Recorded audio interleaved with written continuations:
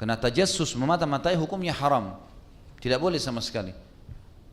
Bahkan dianjurkan oleh para ulama pada saat menafsirkan ayat ini, mereka mengatakan sangat dianjurkan setiap muslim untuk menurunkan pandangannya bukan hanya dari lawan jenisnya, tapi dari hal-hal yang dimiliki oleh seorang muslim yang bisa membuat hatinya jadi iri.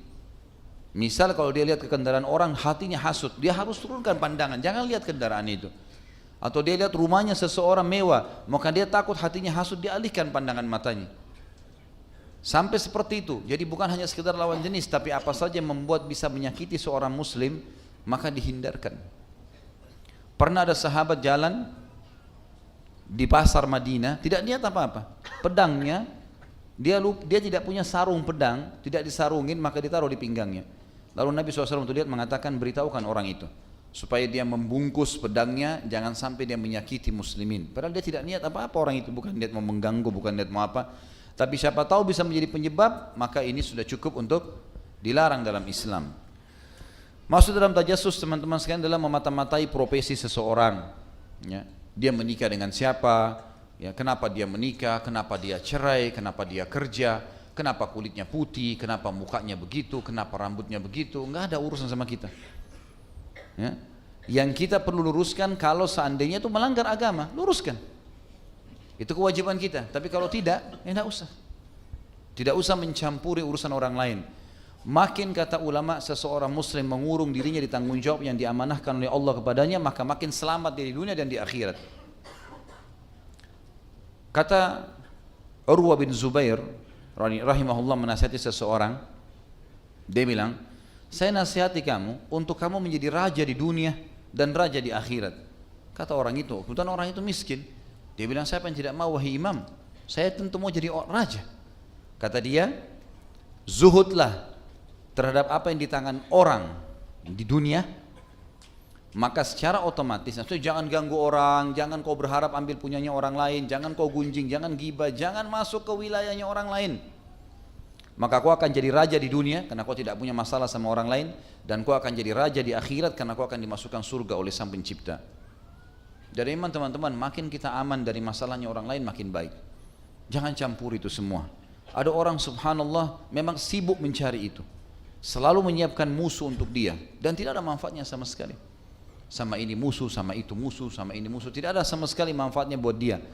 Maka ini akan menjadi masalah. Dan dikatakan wala yaghtab ba'dukum ba'dha, sama maknanya kurang lebih memata-matai, melihat dengan mata, sementara menggunjing adalah sengaja mengucapkan aib yang ada pada diri saudara muslim kita. Dalam surah Al-Humazah ayat 1, sebenarnya Al-Humazah ini lengkap, satu surah itu berbicara masalah ini ya. Masalah tidak bolehnya seseorang menceritakan aib saudaranya muslim, ya, masuk ke dalam wilayah kehormatan dia, semua ini enggak boleh. A'udzubillahi minasyaitonirrajim. Wailun likulli humazatin lumazah. Wailun maknanya banyak dalam bahasa Arab. Bisa kecelakaan, kehinaan, kehancuran, ya. Kemudian juga bisa bermakna lembah di api neraka untuk penyiksaan. Likulli untuk setiap, tidak terkecuali. Dua kelompok Allah ancam, humaza pakai hak pertamanya dan lumaza pakai lam pertamanya. Jadi cuma beda di awal huruf. Humaza alladhi ya'ibun nasu biqaulihi, orang yang sibuk menceritakan aib orang lain dengan lisannya. Lumaza alladhi ya'ibun nasu bifi'lihi, orang yang sibuk mencontohkan aib orang lain dengan perilakunya. Ini disebutkan itu tidak boleh. Kemudian Allah tentu lanjutkan kalau kita bacakan ayatnya lengkap ini atau surah lengkapnya dikatakan alladzi jama'a malan wa 'addada, orang-orang yang sibuk, yang masuk dalam kelompok humazah dan lumazah adalah orang-orang yang sibuk selalu mengumpul prestasi dunia. Makna letternya mengumpulkan harta. Kadang-kadang untuk jabatan, maka dia menyenggol orang lain supaya jatuh, supaya dia terpilih sebagai calon ketua lembaga, rektor di kampus, apalah ya, mungkin ketua takmir masjid, mungkin ini, mungkin itu, atau mungkin sampai kepada ketua wilayah, ya, pilkada, pilpres dan seterusnya. Maka dia bukannya menunjukkan kualitasnya, tapi dia malah mencontohkan aib atau menceritakan aib orang lain, sengaja mengorek-ngorek kesalahan saudaranya muslim untuk menjatuhkannya. Dan ini masuk dalam masalah ini. Alladzi jama'a malan mu'addada adalah orang-orang yang sibuk mengejar prestasi dunianya, Yahsabu annama lahu akhlada, dia mengira hartanya, prestasi dunianya, jabatannya akan mengekalkannya di dunia. Kalla, tidak akan pernah. La yumbadanna fil hutama, pasti dia akan dilempar ke dalam hutamah. Wa ma adraka mal hutamah, apakah kalian tahu apa itu hutamah? Kenapa harus takut? Narullahil muqadah, apinya Allah yang muqadah. Muqadah artinya teman-teman mushta'ilah, berkobar-kobar. Kita kalau ambil korek gas kecil, bakar jari kita, memar. Ya. Mungkin cuma hitungan detik, kalau 1 menit mungkin matang tangan kita. Bagaimana kalau api yang berkobar disemprotkan ke badan kita? Ini diibaratkan seperti itu. Lalu Allah mengatakan allati tattali'u 'alal af'idah, sifatnya api itu bisa membakar sampai ke jantung manusia. Kata ulama tafsir, kalau kita bakar manusia dari kakinya, kemungkinan jantungnya terakhir yang terbakar. Karena semuanya bisa terbakar melalui kulit, ya. Tapi jantung tersembunyi di belakang tulang, gitu ya. Tulang dada, tulang rusuk, maka berarti secara otomatis dia akan lama. Tapi neraka utama begitu membakar kakinya langsung membakar jantungnya. Tidak cukup sampai situ. Setelah dikatakan sampai pada jantung manusia, innaha alaihim mu'sadah, sesungguhnya api itu mengelilingi mereka. Makna yang lain mu'sadah adalah multasiqah, melengket, melekat. Jadi kalau kita lemparkan api ke orang, semprotkan api, lalu api itu tertarik lagi ke senjata kita misalnya, dia hanya rasakan percikan api kemudian selesai.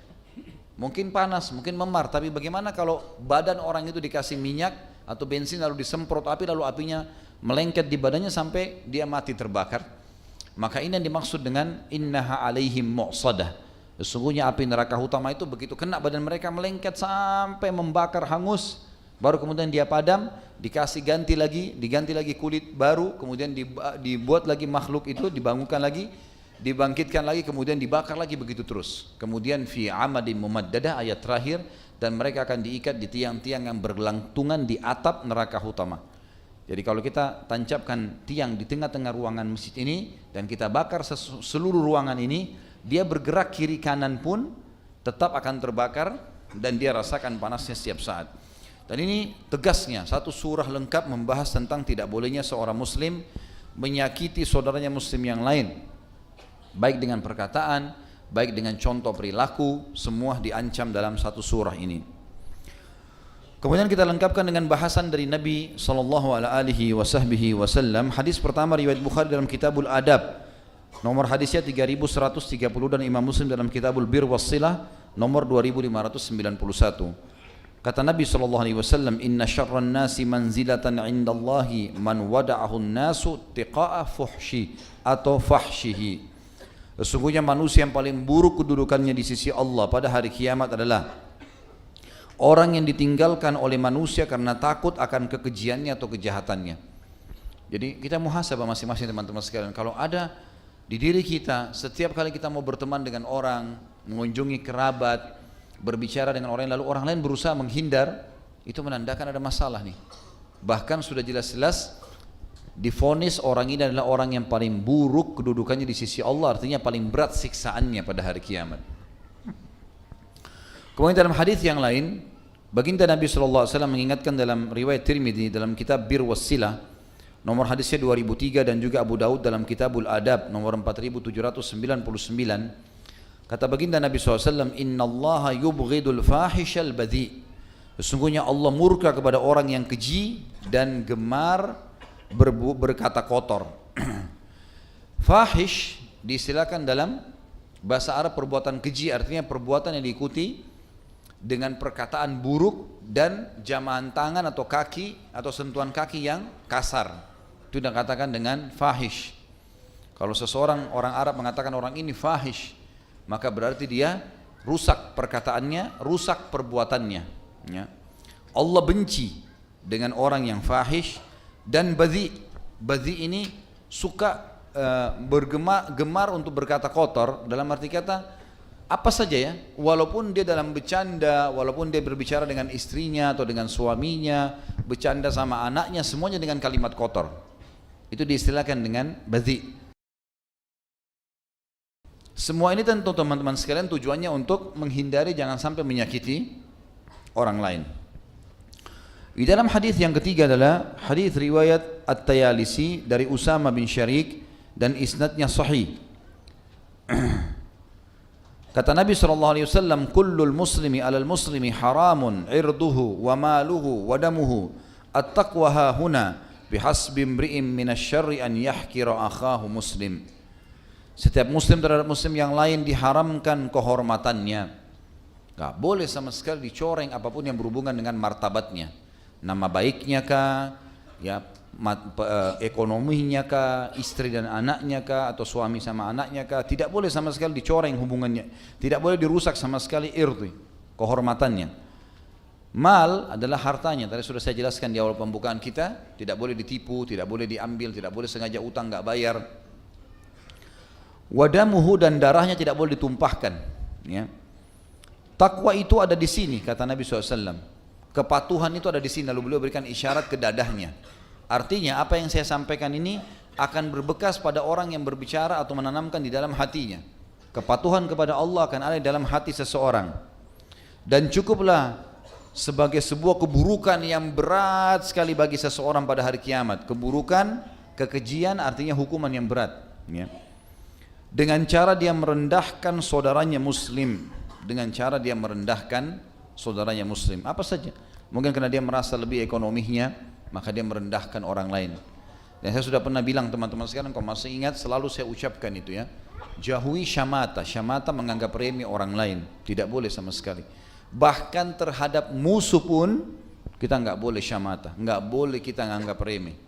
Makanya doa Nabi SAW, lindungilah kami dari syamatatil a'da. Jangan sampai kami menganggap remeh musuh. Karena di perang Hunain, setelah pembebasan kota Mekah, pasukan muslimin di awal peperangan kalah, padahal jumlah mereka lebih banyak dari pasukan musuh. Karena jumlah muslimin di atas 12.000 orang pada saat itu. Belum pernah pasukan Islam dari pertama Nabi SAW hijrah ke Madinah sampai pembebasan kota Mekah sejumlah itu. Pasukan yang ada di Hunain 8.000-9.000 orang, lebih sedikit pasukan musuh. Maka muslimin sebagian besar menganggap remeh. Oh itu musuh, pasti kita menang lah. Seperti itu. Syamata ada namanya, menganggap remeh musuh. Maka apa yang terjadi? Allah buat muslimin kalah di awalnya. Sampai Nabi SAW menyusun pasukan kekuatan kembali, kemudian menasihati mereka, baru kemudian menyerang, barulah menang setelah itu. Jadi nggak boleh sama sekali kita menganggap remeh orang lain. Dan saya sudah pernah bilang statement Umar bin Khattab, dan jangan lupa teman-teman sekalian, ini disampaikan oleh salah satu imam Masjid Haram pada saat kami lagi sholat Jumat. Sampaikan khutbah, dan saya juga baru dengar riwayat itu. Tapi luar biasa khutbah Jumat beliau, dan beliau mengatakan sampai hampir seluruh Masjid Haram waktu itu menangis. Dan ini belum lama waktu kami bimbing umrah pada saat itu. Lalu dia mengatakan, hati-hati dengan syamata wahai muslimin, ya. Di antaranya statement Umar bin Khattab, saking fahamnya masalah ini, dia mengatakan, kalau wanita hamil lewat di hadapanku, lalu aku bilang, ih perutnya besar ya, aku khawatir Allah membuatku hamil, atau Allah akan membuat aku dihukum perutku jadi membesar karena menganggap remeh. Padahal perempuan wajar kalau hamil perutnya membesar, tapi sampai seperti itu. Artinya tidak boleh sama sekali merendahkan orang lain. Di dalam riwayat yang lain teman-teman, hadis kita yang keempat, maaf ini hadis yang kelima. Hadis yang keempat tadi riwayat Tirmidzi dan dihasankan oleh beliau. Hadis yang kelima ini adalah hadis riwayat Imam Muslim, dan Imam Muslim meriwayatkan dalam kitab Bir Wassilah nomor 2564. Kata Nabi SAW, al-muslimu akhul muslim, la yadhlimuhu, wa la yakhdhuluhu, wa la yahkiruhu, bihasbi imri'in minasyarri an yahkira akhahu muslim. Setiap muslim adalah saudara satu sama yang lain, tidak boleh menzaliminya. Zalim berarti mengambil haknya atau tidak memberikan haknya. Dua ya, kezaliman itu masuk dalam dua pintu. Bisa kita tidak memberikan haknya, misal pegawai tidak digaji, misal istri anak tidak diberikan nafkah, ya, janji tidak ditepati, ini berarti haknya dia kita tidak kasih, atau kita mengambil dari dia sesuatu. Dua-duanya kezaliman. Setiap muslim adalah saudara muslim yang lain, tidak boleh menzaliminya, tidak boleh membiarkannya terzalimi, dan tidak juga merendahkannya. Cukuplah seseorang berbuat keburukan dengan cara dia merendahkan saudaranya sesama muslim. Jangan anggap remeh teman-teman sekalian. Kalau kita lihat ada orang pakaiannya kotor, penampilannya mungkin kurang, kita alhamdulillah selamat dari itu, bersyukur kepada Allah. Alhamdulillah, engkau telah selamatkan aku ya Allah dari itu. Mudah-mudahan engkau memberikan saudaraku ini sesuatu yang lebih. Seperti itulah. Misal contoh, antum jalan pakai mobil tahun 2016, Masya Allah baru. Biasanya syaitan menggunakan cara untuk membuat kita menghina orang lain. Lewat di sebelah kita mobil tahun 70-an. Mobilnya sudah tua, banyak rusaknya. Apa yang harus kita lakukan? Alhamdulillah, saya engkau berikan mobil seperti ini ya Allah. Bantulah saudaraku itu agar mengganti mobilnya. Misal, jangan bilang, wah mobil tua. Nih mobil baru nih. Ingat, syamata ini. Jangan tiba-tiba Allah balik. Berapa waktu kemudian dia yang pakai mobil baru, antum yang pakai mobil butut nanti. Nggak boleh. Motor orang lain, ya, penampilannya. Pokoknya apapun yang Allah berikan kelebihan teman-teman, ucapkan alhamdulillah. Itu saja. Bahkan kata Nabi SAW, siapa yang melihat aib atau kekurangan pada diri seseorang yang lain, maka dia semestinya membaca doa yang mulia, alhamdulillahilladzi afani mimma btala bihi. Segala puji bagi Allah yang telah menyelamatkan saya dari apa yang diujikan kepada orang ini. Wa faddalani ala katsir mimma khalaqa tafdila, dan telah mendahulukan saya dengan kelebihan yang banyak dibandingkan makhluknya yang lain. Kemudian dikatakan teman-teman sekalian, beliau mengangkat lagi firman Allah Subhanahu wa taala dalam surah An-Nur ayat 19.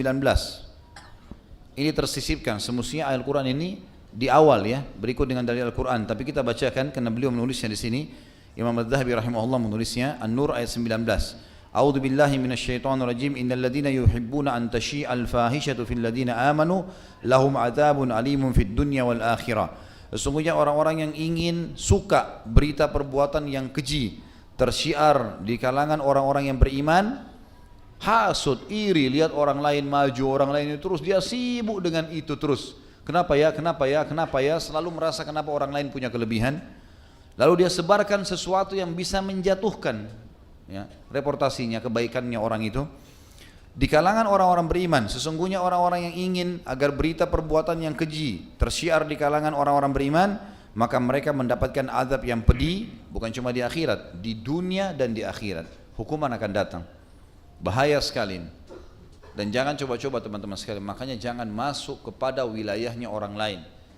Usahakan mata kita melihat sesuatu yang baik. Bahkan apa kata Nabi SAW kepada para sahabat? Jangan ada yang memulai pembicaraan denganku ya, dengan menceritakan keburukan sahabat-sahabatku. Aku ingin bertemu dengan mereka dalam kondisi dadahku lapang. Jadi ketemu tanya sebuah hukum, oke. Minta nasihat, oke. Jangan bilang si fulan begini, si fulan begini. Saya nggak mau dengar itu semua, kata Nabi SAW. Tidak perlu. Ya, kalau ada masalah nanti dipecahkan, iya. Tapi kalau ada orang sibuk dengan ini, tiap hari menceritakan saya kesalahan orang lain, ini dilarang di dalam agama kita. Hadis yang keenam diriwayatkan Imam Bukhari dalam kitab di sini disebutkan sama ya tentang masalah dalam kitab adab ya. Nomor hadisnya 6044. Nabi SAW bersabda, sibabul muslimi fusuqun wa qitaluhu kufur. Mencela seorang muslim adalah termasuk perbuatan fasik dan memeranginya termasuk perbuatan kufur. Yang dimaksud dengan sibab atau sab adalah mencela dengan cara berhadapan dengannya ya. Sab itu artinya orang mencela tapi berhadapan wajah. Dia mencelahnya, menghinanya mungkin karena jenjang ekonomi atau jabatan dan seterusnya ya. Misal seseorang ibu di rumah, ibu ummahat kita di rumah memarah-marahi pembantunya karena menganggap pembantu ini pekerja gitu kan. Atau misalnya seseorang atasan memarahi bawahannya karena menganggap ini adalah bawahan dia. Padahal sebenarnya secara tidak sengaja saja, kebetulan mereka berada dalam keadaan seperti itu. Kalau mereka seperti kita tentu tidak mau jadi pembantu, nggak mau jadi supir, nggak mau jadi pegawai. Mereka juga mau jadi seperti kita. Maka jangan sampai kita menganggap remeh teman-teman sekalian. Makin kita merendah, makin kita baik, maka makin terbuka rahmat Allah. Sampai ada sahabat datang mengatakan, ya Rasulullah, berapa kali kami harus maafkan pegawai kami? Nabi SAW diam. Orang itu ulangi, ya Rasulullah, berapa kali kami harus maafkan pegawai kami? Karena mereka punya pegawai di kebun banyak. Kadang-kadang salah sedikit memotong tangkai kurma, maka bisa saja tidak berbuah lagi itu. Banyak kesalahan dilakukan. Berapa kali kami harus maafkan? Lalu Nabi SAW tundukkan kepala dan mengangkat sambil mengatakan, maafkan mereka walaupun 70 kali. Jangan terlalu menganggap kita yang lebih dari orang lain. Tentu boleh teman-teman kita berhentikan orang yang kita khawatir akan mendatangkan masalah besar atau tidak profesional dalam bidangnya, bisa saja. Tapi kalau misal kesalahan seseorang memang tidak disengaja, dia tidak sengaja, memang ada sesuatu yang darurat, maka kita boleh mendengar dulu permasalahannya apa. Kalau memang bisa dimaafkan, maafkan. Kalau tidak, maka maksud saya ditoleransi. Kalau tidak, maka boleh kita menjaga jarak, boleh saja kita memberhentikan kerja kalau memang dia berbahaya bagi perusahaan, bagi rumah, bagi semuanya. Tapi yang jelas yang dimaksud ini, maafkan pegawai kalian walaupun 70 kali adalah orang-orang yang tidak melakukan kesalahan-kesalahan yang berat. Karena ada hadis, terutama pelanggaran agama ya. Kalau ada pelanggaran agama ini tidak ada toleransi. Karena dikatakan dalam sebuah hadis yang sahih riwayat Bukhari, Aisyah mengatakan dari anha, Rasulullah SAW selalu toleransi dalam masalah-masalah yang berhubungan dengan hak beliau. Urusan dunia biasa saja. Tapi beliau akan marah kalau hukum Allah dilanggar. Kalau sudah berhubungan dengan haknya Allah, pelanggaran-pelanggaran syar'i, maka Nabi SAW marah pada saat itu.